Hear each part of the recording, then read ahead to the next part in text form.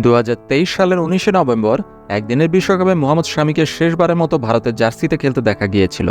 তারপর থেকে গোড়ালির চোটের কারণে দীর্ঘদিন ধরে তিনি মাঠের বাইরে। তবে চোট সারিয়ে ভারতীয় দলে ফের প্রত্যাবর্তন ঘটতে পারে তাঁর। জীবনে চলার পথ সবসময় মসৃণ হয়নি এই ফাস্ট বোলারের। নানা ওঠাপড়ার মধ্য দিয়ে গিয়েছে।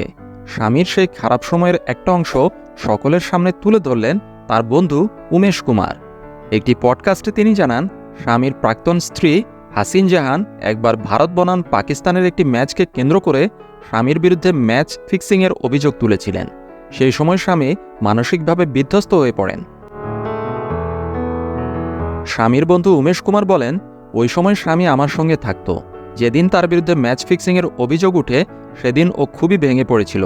শামি আমায় জানিয়েছিল সব অভিযোগ মেনে নিলেও ম্যাচ ফিক্সিংয়ের মতো জঘন্য অপরাধ ও করেনি এবং এটা মানতেও নারাজ। উমেশ কুমার আরও বলেন, শামি সেদিন নিজেকে শেষ করার সিদ্ধান্ত নিয়েছিল।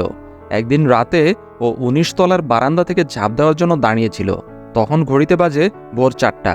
আমি জল খাওয়ার জন্য উঠেছিলাম। রান্নাঘরের দিকে যাওয়ার সময় দেখি শামি বারান্দায় দাঁড়িয়ে আছে। আমরা 19 তলায় থাকতাম। আমি বুঝতে পেরেছিলাম ওর মধ্যে তখন কি চলছিল। ওই রাতটা স্বামীর জীবনের সবচেয়ে কঠিন এবং লম্বা রাত ছিল। উমেশ আরও জানান, পরে তদন্তে দেখা গিয়েছিল স্বামী নির্দোষ। 2023 সালে ভারত বিশ্বকাপ জিতলে স্বামী যতটা না খুশি হতেন তার চেয়ে অনেক বেশি খুশি হয়েছিলেন যেদিন তিনি জানতে পারেন তিনি নির্দোষ। 2023 সালে হয়ে যাওয়া একদিনের বিশ্বকাপে সর্বোচ্চ উইকেট পেয়েছিলেন স্বামী। তিনি উইকেট পেয়েছিলেন 24টি। তারপর থেকেই গোড়ালির চোটের কারণে দীর্ঘদিন ধরেই মাঠের বাইরে রয়েছেন। চোট নিয়ে তিনি বিশ্বকাপে খেলেছিলেন বলেও জানা গিয়েছে। ক্রিকেট প্রেমীদের আসা বাংলাদেশের বিরুদ্ধে টেস্ট সিরিজ দিয়েই ভারতীয় দলে প্রত্যাবর্তন ঘটবে মোহাম্মদ শামির।